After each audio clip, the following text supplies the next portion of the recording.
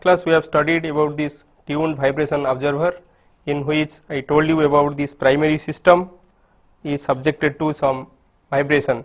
So, if the primary system is subjected to a forcing of f sin omega t, then you can observe that vibration by appending another secondary system to the primary system. So, the secondary system has a stiffness of K2, spring stiffness of K2 and mass M2, and you can choose this K2 and M2 in such way that this omega, the frequency of external excitation, will be equal to root over K2 by M2.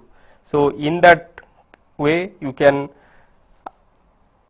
eliminate the vibration of the primary system completely, but this will be applicable only for a particular frequency omega. So, when you are changing the frequency of the system, or when the disturbing frequency of the system, primary system, is changed, so you have to change another spring and mass or another observer to observe that vibration. So, this type of vibration observer is applicable for a particular frequency, that is why it is known as tuned vibration observer.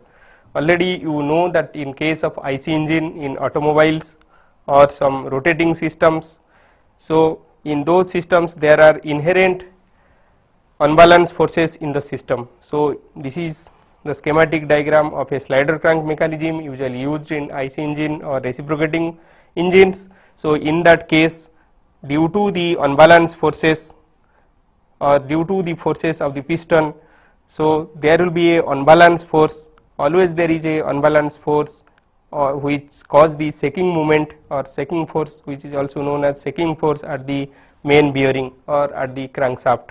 So, due to this force or this unbalanced force, which is a function of the rotating speed of this. So, this unbalanced force is a function of the rotating speed. So, to avoid that frequency, to avoid that resonance condition, or to avoid that vibration of this crankshaft or rotational vibration of this crankshaft, you require n number of spring and damper to eliminate that vibration. So, to avoid that thing, centrifugal type of vibration observer can be used. So, in case of a centrifugal vibration observer, so this is the figure of a centrifugal vibration observer. So, the disc which is mounted on the crankshaft, on that you can attach a pendulum. So, this pendulum, when this disc is rotating, this pendulum will be subjected to a centrifugal force. So, it can be shown later that the frequency of oscillation or the natural frequency of this centrifugal pendulum can be retained in the form of the, or will be a function of the natural frequency of this disc. So, let n is the frequency of the oscillation, frequency of oscillation of the disc. So, in this case the acceleration of point, so point of on this mass can be written in terms of two components. So, one will be the centripetal component, other will be the radial component. So, the centripetal component will be r theta dot plus phi dot square, and it can be noted that this theta let at time t, the rotation of the disc is represented by theta. So, this pendulum has rotated by an angle phi.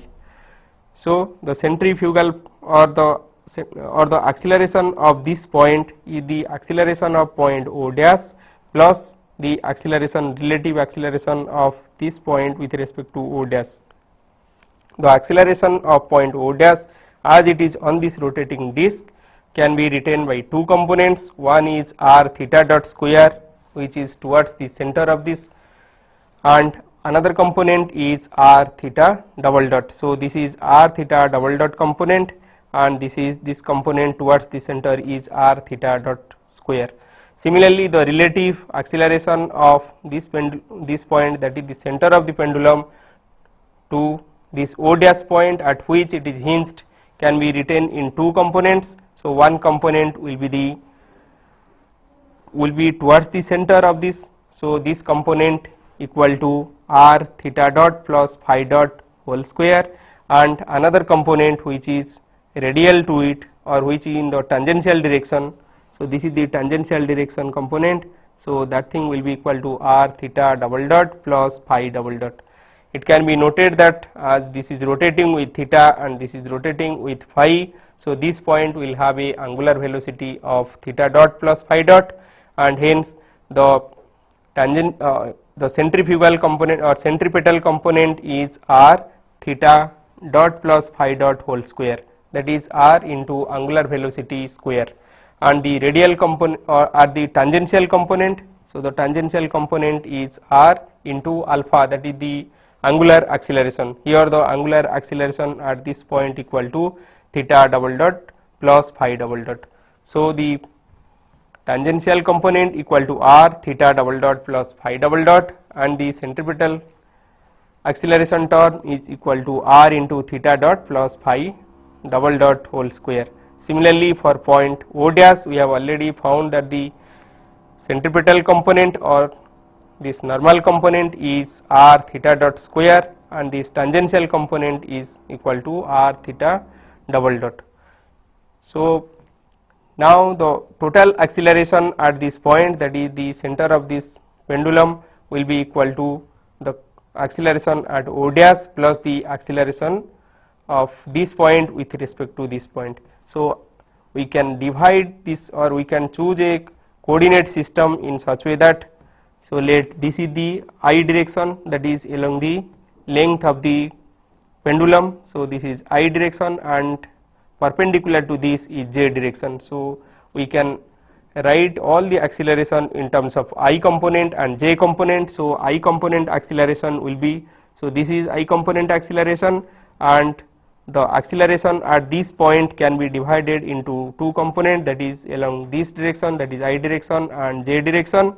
So already we know along this direction the acceleration is r theta dot square. So r theta dot square can be divided into this along this direction I direction and j direction, as it makes an angle theta. So this component will be r theta dot square cos phi, and the other component will be r theta dot square sin phi. Similarly, this r theta double dot can be divided into two components.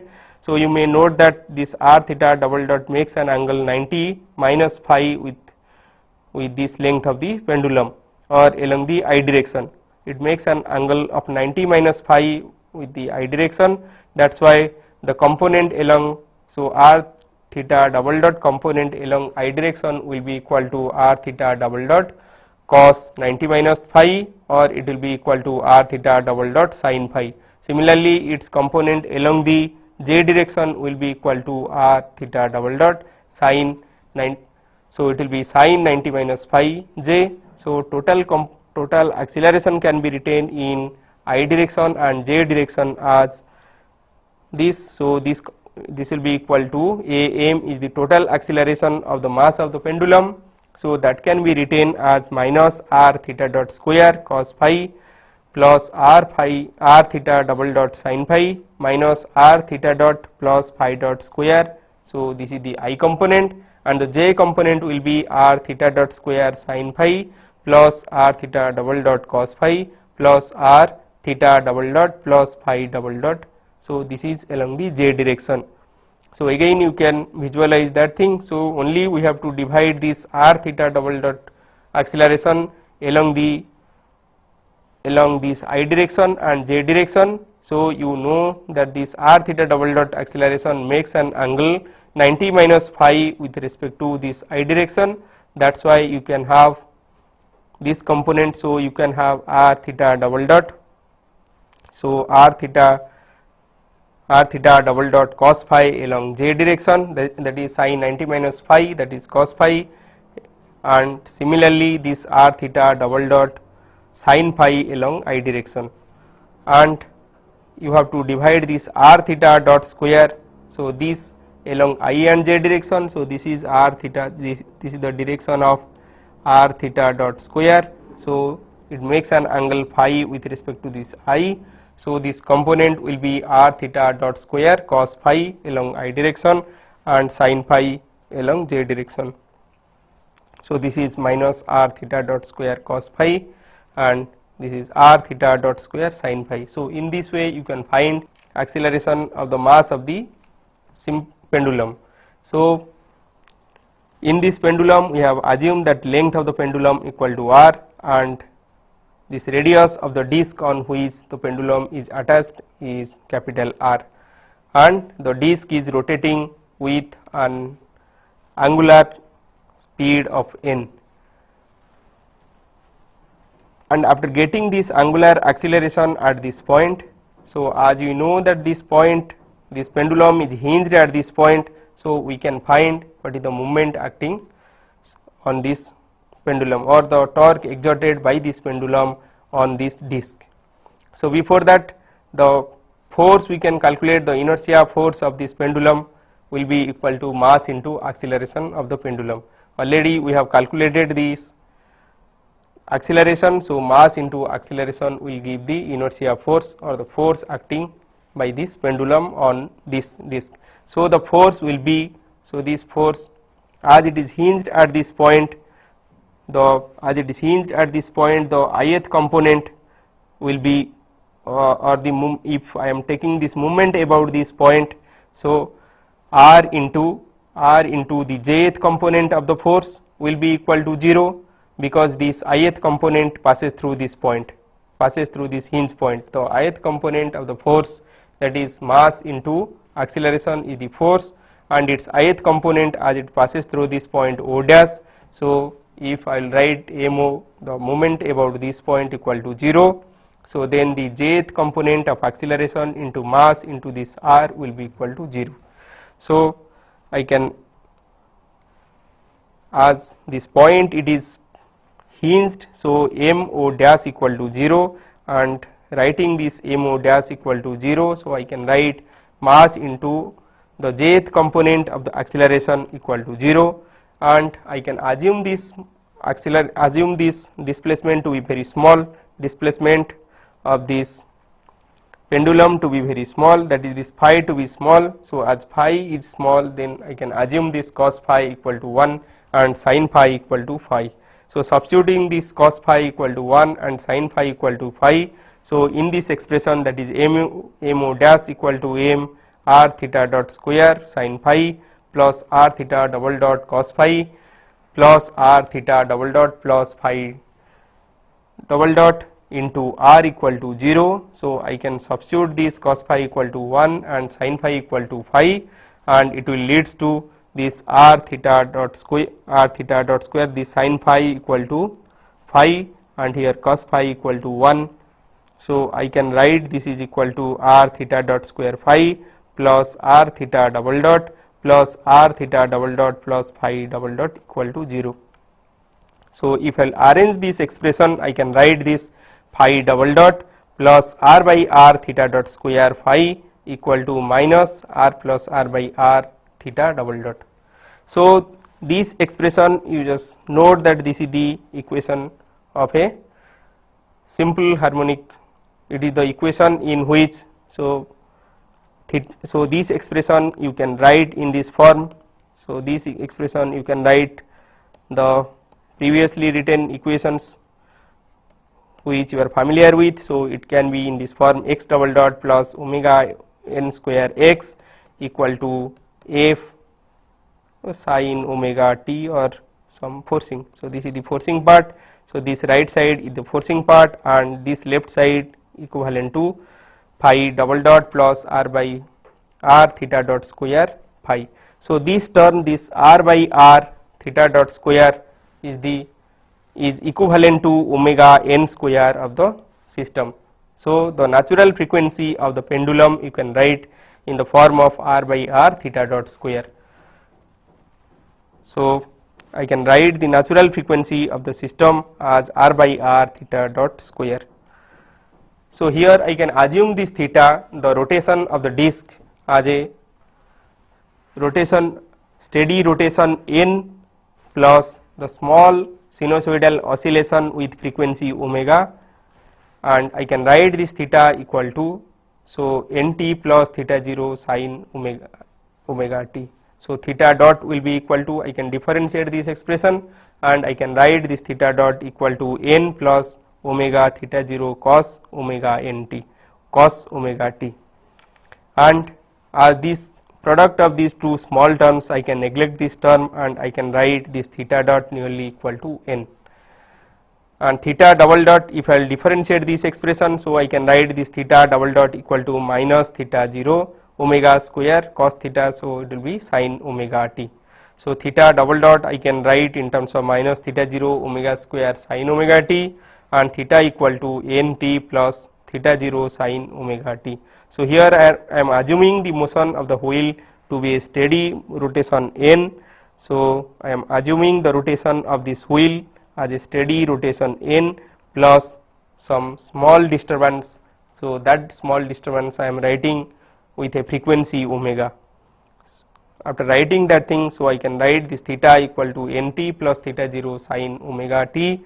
So theta dot will be equal to n plus omega theta 0 cos omega t, which is nearly equal to n, and theta double dot I can write it equal to minus theta 0 omega square sin omega t.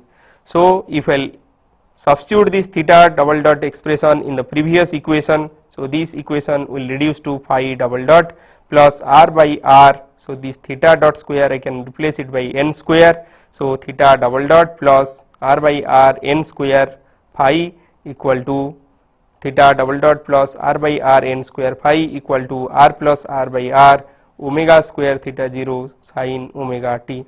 So this is the expression of a undamped or the system without damping of a single degree of freedom system without damping, which you have studied in your vibration of single degree of freedom system. So in this case, this r by r n square is the natural frequency of the pendulum. So here you can note this omega n square, that is the natural frequency of the pendulum, is directly proportional to the rotation of the disc, that is n.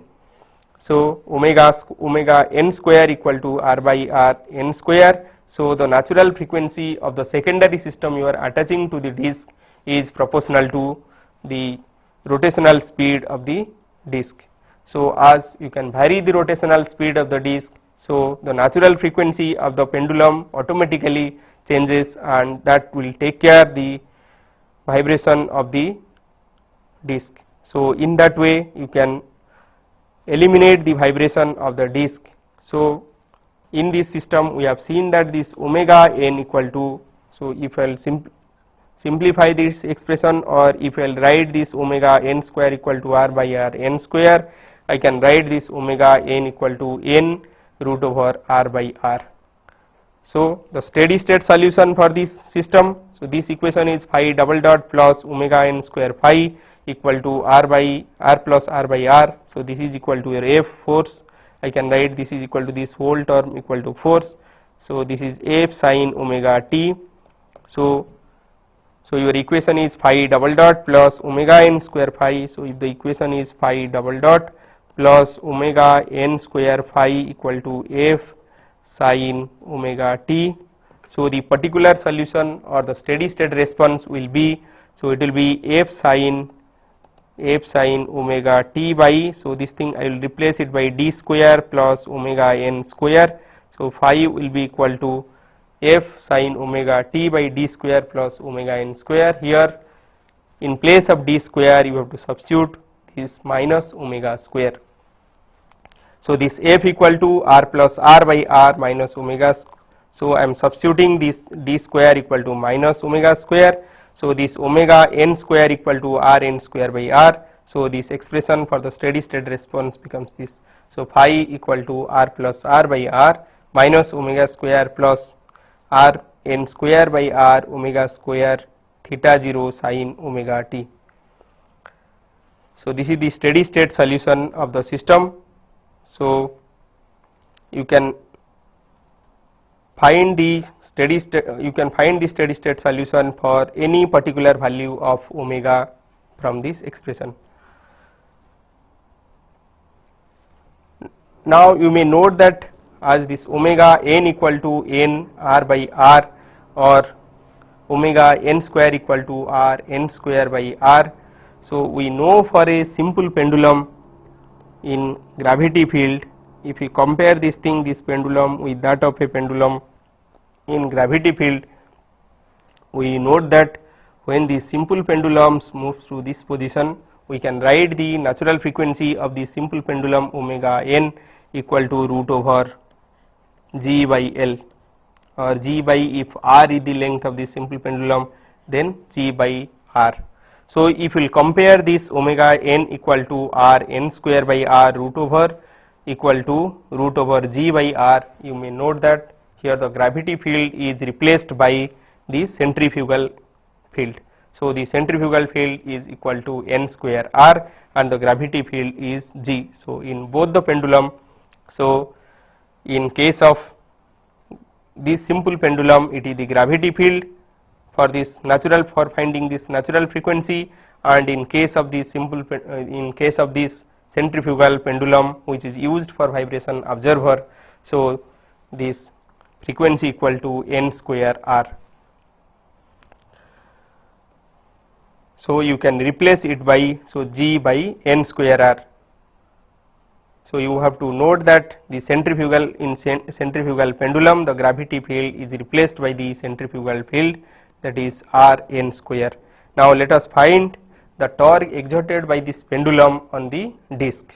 So the torque exerted by the pendulum we can find from the force acting on this.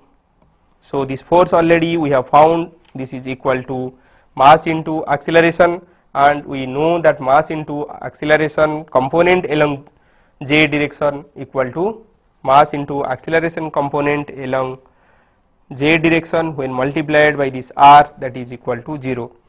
So already we know that the torque equal to, so torque will be equal to r cross f. So we can find using this expression, this r cross f, what is the torque exerted by this pendulum on this wheel. So we know as that component, j component equal to 0. So the total force acting on this pendulum will be the I component. So this will act as a tension in the tension on the wheel.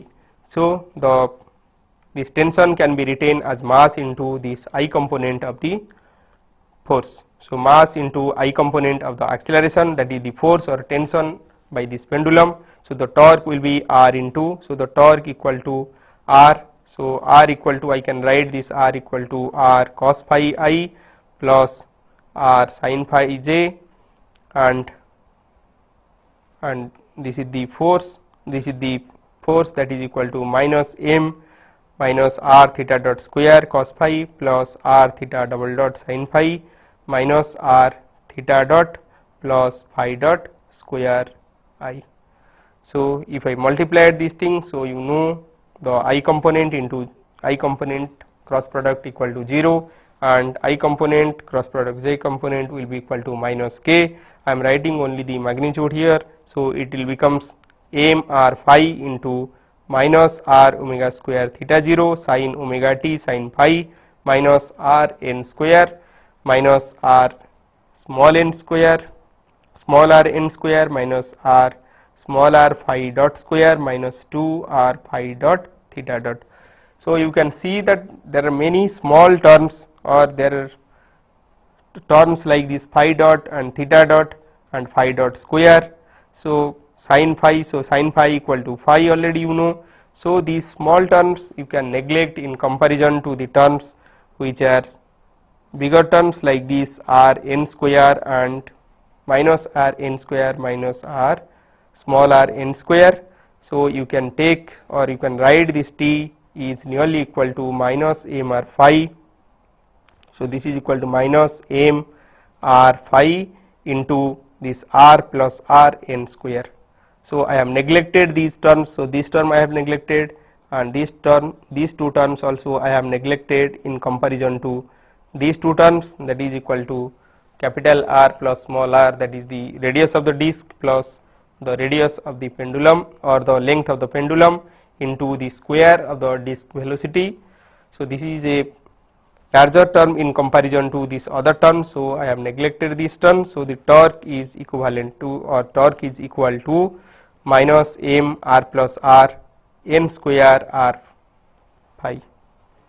So this is equal to the effective inertia of the pendulum into this theta double dot. So if you equate these two expression, you can write J effective will be equal to minus m r plus r. So from this expression, so the previous expression minus r plus r, so this n square term I will replace it by, so this n square r term I know, so this thing is written, so J effective will be equal to m r plus r, theta double dot expression already we know. So if you substitute that expression here, so this becomes m r plus r whole square by 1 minus r omega square by r n whole square. So for omega equal to omega n, so this is your omega n, that is r n square by r. So this term becomes 1 and this J effective. So effective inertia of the pendulum will tends to infinity. So when omega equal to natural frequency of the system, then you can see that the pendulum has a, or it is required to have a very high inertia, as J effective is infinity. So you require to have a very high inertia to damp the vibration.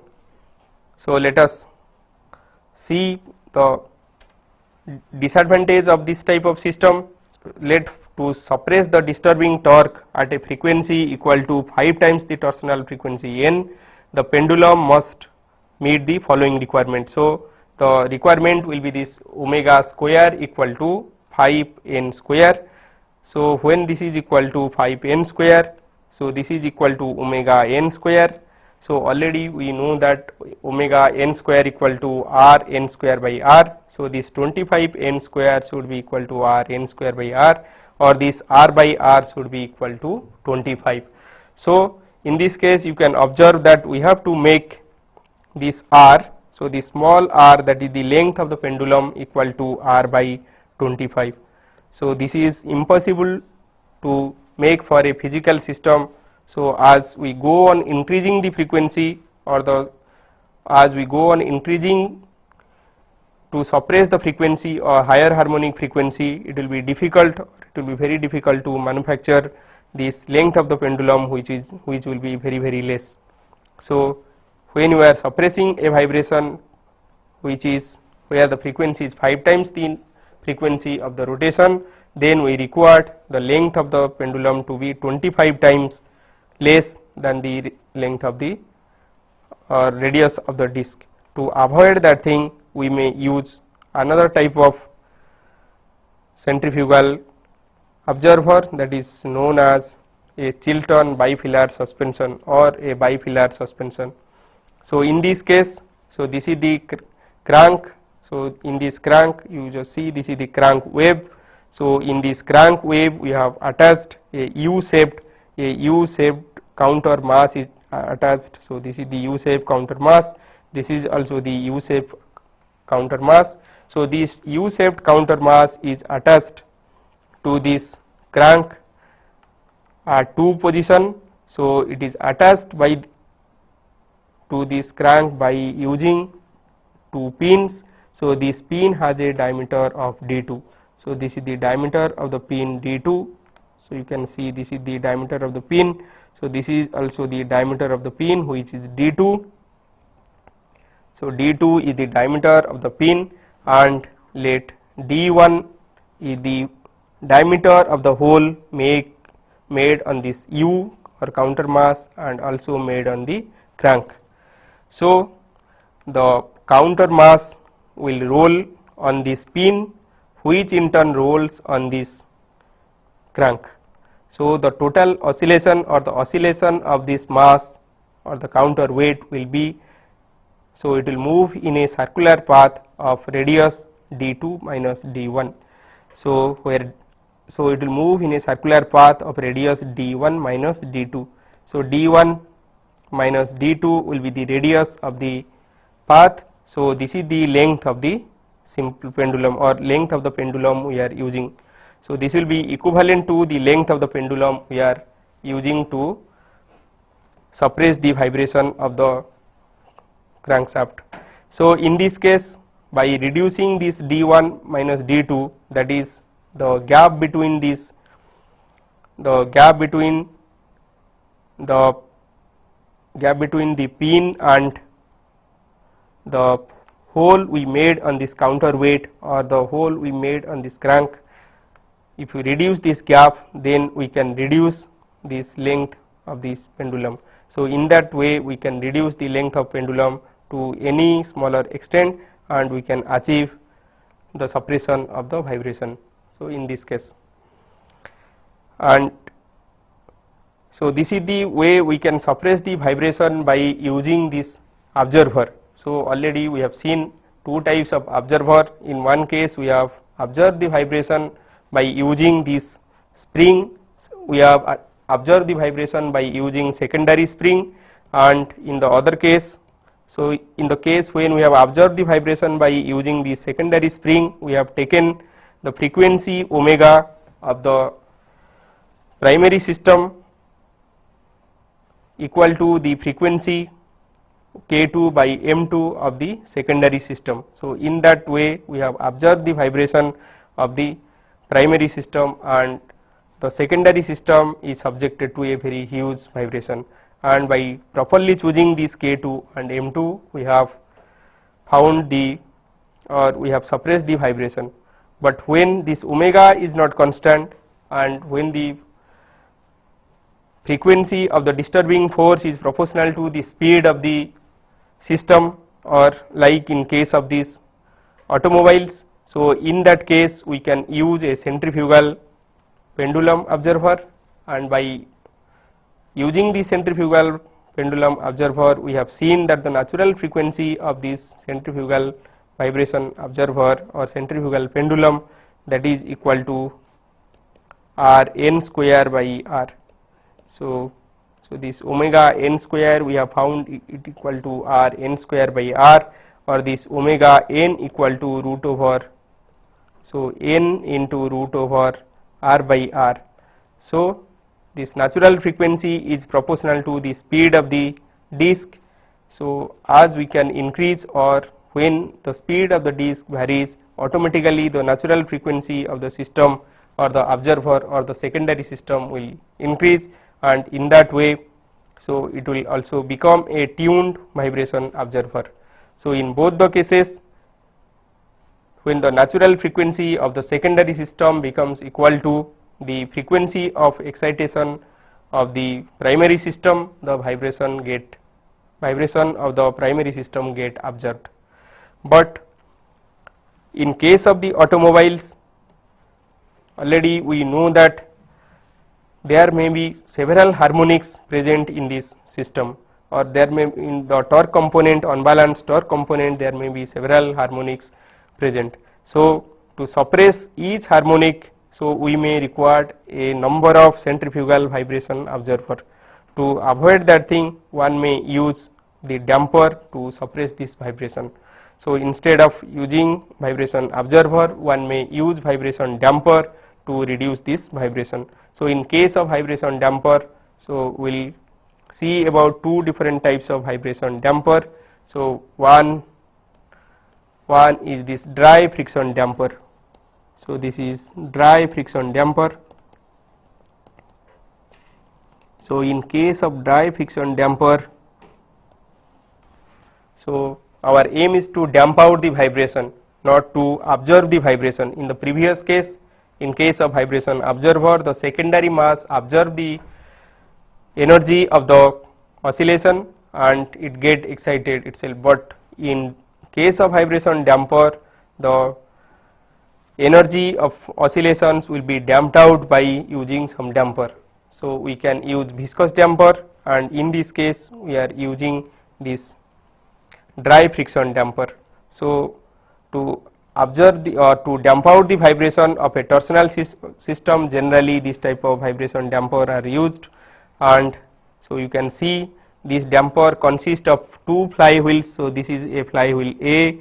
So, these two are the flywheel. So, these two flywheel are loosely connected or loosely mounted on the wave which is mounted on the shaft. This is mounted on this wave B. You may note that this is loosely connected to this wave B, which is rigidly connected to this shaft. So, this hub is rotating with same speed as that of the shaft, and this flywheel is loosely mounted on this hub. So there is a friction, so there is a friction plate attached to this, or this flywheel is driven by this friction plate which is mounted on this web hub. So it is mounted on this hub, and you may note that we can apply this force by this clamping or spring mounted bolt. So this is a spring mounted bolt, so this D is the spring mounted bolt.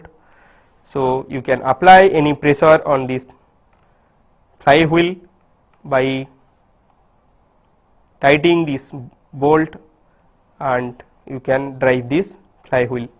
So when it is loosely connected, or when this friction, we are assuming this friction to be 0, so when the shaft is rotating, so no energy will be transferred to this flywheel.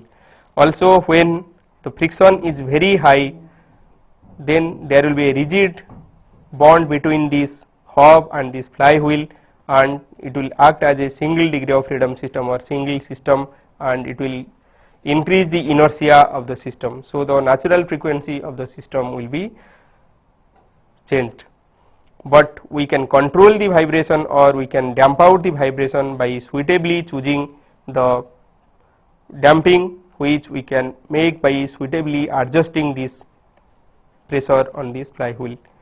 So when the shaft is rotating with a lower speed, at that time this, due to the inertia, very huge inertia of the flywheel, it will not follow the speed of this shaft. So there will be some relative motion between this flywheel and this hub, and due to the presence of a friction plate between these two, there will be relative rubbing of the surface, which will damp out some of the energy, and thereby this disturbing forcing which cause this vibration of the system will be reduced. So in this way, by using this dry friction, one may damp out the vibration of the system. So I may repeat this process, or in this case on this shaft, so on this shaft this hub is mounted, and the flywheel is loosely mounted on this hub, and between this flywheel and this hub there is a friction plate, and the flywheel is driven by this friction plate by applying the pressure by this bolt, which is, so there is a spring also, the spring mounted bolt. So by applying suitably the pressure by this bolt, the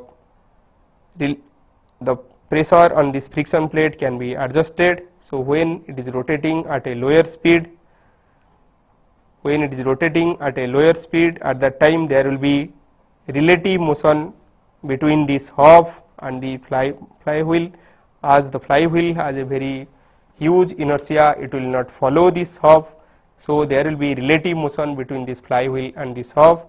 Due to this relative motion, there will be rubbing of this surface on this friction plate. So due to this rubbing, so some energy will be transferred. So the disturbing energy of this shaft will be dissipated by this friction damper. So in this way, some part of the disturbing energy will be dissipated, and the system vibration will be damped out.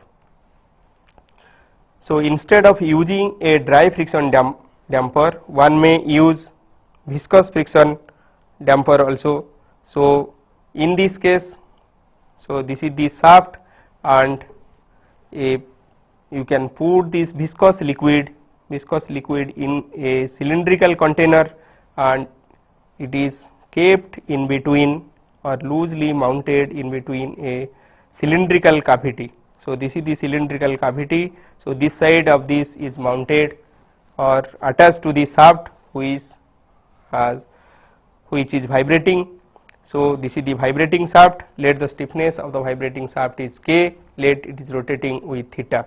So if it is rotating with theta, and so let it is mounted on this, on a mass. So this is a cavity in which you are putting this liquid. So in this case, So we can write the inertia of this mass equal to Jd and the inertia of this equal to J.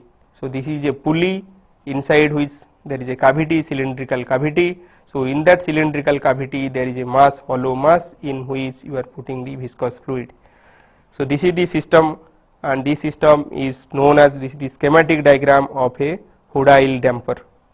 So when it is rotating, so this mass will be subjected to a torque. So due to free rotation of this, so as it is loosely mounted on this, so there will be free rotation of this mass with inertia Jd with respect to this primary system which has inertia J. So let it is subjected to a torque of m0 e to the power I omega t. So let this mass is subjected to a torque of m0 e to the power I omega t. So I can write the equation motion. So let phi is the relative rotation of this mass and theta is the rotation of this shaft.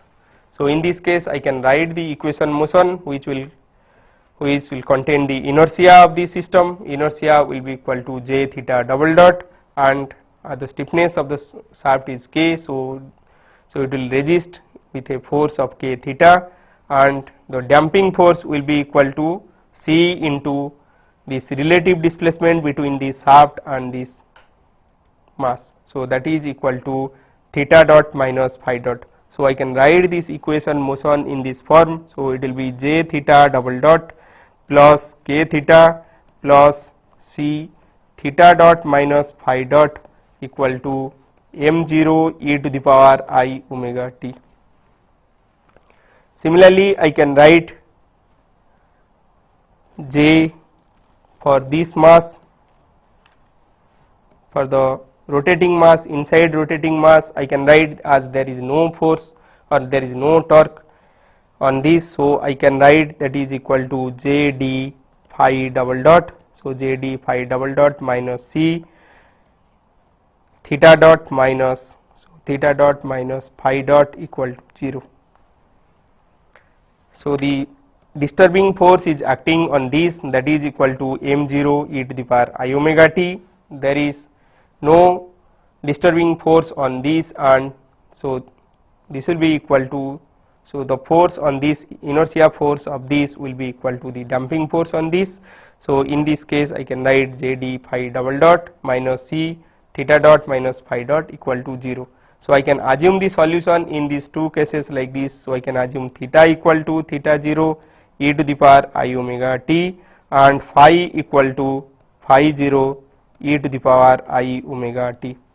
So by assuming these two, so I can substitute these two in these two equation. So this equation will become j theta 0 omega square, so minus term is there, j minus j theta 0 omega square e to the power I omega t plus k into theta 0 e to the power I omega t plus C into for theta dot. So it will be equal to I theta 0 omega e to the power I omega t, and phi dot it will be equal to I phi 0 omega e to the power I omega t. So that will be equal to m0 e to the power I omega t. Substituting those expression there, I can write k by j minus omega square plus I c omega by j theta 0 minus I c omega by j phi 0. So this will be equal to m0 by j. So this is the first expression,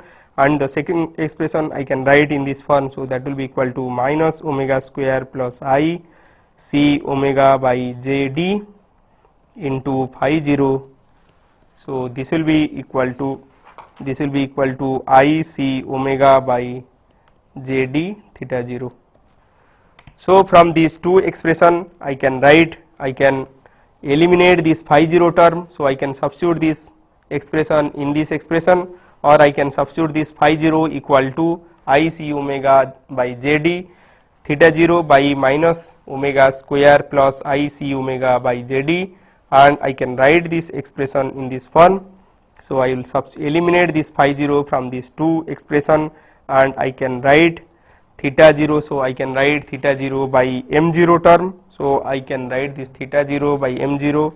So theta 0 by m 0 will be equal to, so this expression will be equal to omega square j d minus I c omega by omega square j d into k minus j omega square plus I c omega into omega square minus j d omega square. So it is omega square into I c omega into omega square into j d minus k minus j omega square. So this is the term. So now I can use some non-dimensional terms, like I can substitute this omega n square equal to k by j. So this is the torsional stiffness k, and j is the inertia of the system. So omega n square equal to k by j. Also I can write this mass ratio mu equal to j d by j. So this is the inertia ratio, inertia of the rotating mass inside this cavity, and the primary mass of the system. So this is j d by j, that is the mass ratio. And the critical damping, already you know the critical damping Cc. So I can write this critical damping Cc equal to 2j omega n. So I can write C equal to, so you know C equal to C by Cc into Cc for, so this will be equal to C by Cc into 2j omega n, and C by Cc is nothing but the damping ratio. So I can write the C equal to 2 zeta j omega n. So C, that is the damping, equal to 2 zeta j omega n. So substituting these terms, that is omega n square equal to k by j, mu equal to j d by j, and C equal to 2 zeta j omega n in this expression, I can write this theta 0 by m 0 equal to, so I can take k common here. So I can write this expression as k theta 0 by m 0. So this is nothing but the magnification factor in case of a single degree of freedom system. So this is k theta 0 by m 0 equal to root over mu square into omega by omega n whole square plus 4 zeta square by mu square into omega by omega n whole square into 1 minus omega square by omega n whole square plus 4 zeta square into mu into omega by omega n whole square minus 1 minus omega square by omega n square whole square. So this k theta 0 by m 0 is the magnification factor, m is the mass ratio or the inertia ratio of the inertia, and this I can take these frequency ratios, I can substitute r equal to omega by omega n. So by substituting this r equal to omega by omega n, I can write this expression in this way. So this is k theta 0 by m 0. So this will be equal to root over, so this is equal to mu square into r square plus 4 zeta square by mu square r square into 1 minus r square whole square plus 4 zeta square into mu r square minus 1 minus r square whole square. So you can note that this magnification factor is a function of 3 parameters. So the parameters are mu, so it is a function of mu, then it is a function of zeta, and it is a function of r. So when zeta equal to 0, so you can note that when zeta equal to 0, this omega 1 equal to root over by, so when zeta equal to 0, so omega 1 equal to root over k by j. So we can consider two system when there is no damping, that is zeta equal to 0, that time the natural frequency equal to root over k by j, and we will have a undamped single degree of freedom system. So there is, as there is no damping, so the system will be equivalent to a undamped single degree of freedom system, and when we will have zeta equal to infinity, that is there is huge damping is there, so that time we can assume that the damper mass and the wheel will move together as a single mass, and again we have an undamped single degree of freedom system with a lower frequency, and in that case that frequency will be equal to, so in the frequency will be equal to root over k by j plus jd. So when zeta equal to 0, we have an undamped system with frequency omega n, or this is omega 1, that is equal to k by j, and when we have zeta equal to infinity, that time the damper mass and the wheel mass will move together, so the effective mass will be equal to j plus jd, and the frequency or natural frequency of the system will change to root over k by j plus jd root over. So if one plot this k theta 0 by m 0, that is magnification factor versus this r, so one can see that the plot will look like this. So this is the magnification factor versus r, that is omega by omega n. So when zeta equal to 0, we have the response of a single degree of freedom system. So already we have studied about the single degree of freedom system, magnification factor versus omega by omega n. So when zeta equal to 0, so this is the curve for that. So this is magnification factor 1, it starts from, so when omega by omega n equal to 0, it starts from 1, and when this omega equal to omega 1, so in this case this is omega 1, so this omega 1 is nothing but root over k by j. So omega 1 equal to root over k by j, and it is equal to, so that time you will have a infinity magnification factor when omega equal to omega n. But when zeta equal to infinity, so in that case when zeta equal to infinity, so your omega n is reduced to, or the natural frequency is reduced to k by j plus jd, so k by j plus jd, and in this case so it will be less than, so it will be less than omega 1. So as it is less than omega 1, so you have this plot, so this also behave as a single degree of freedom system. So you can see that there is a point P which is common to both the damping factor. So for damping equal to 0, so you have this point P, and also when damping ratio is infinity, also this is point P. So you can see that irrespective of the damping, all the curves passes through this point P. So to have a optimum value, so to have a optimum value of magnification factor, so you can have the peak at this point P. So to find this point P, so I can write this frequency, so this frequency is omega 2, so this omega 2 equal to root over k by j plus jd, and this omega 1 equal to root over k by j.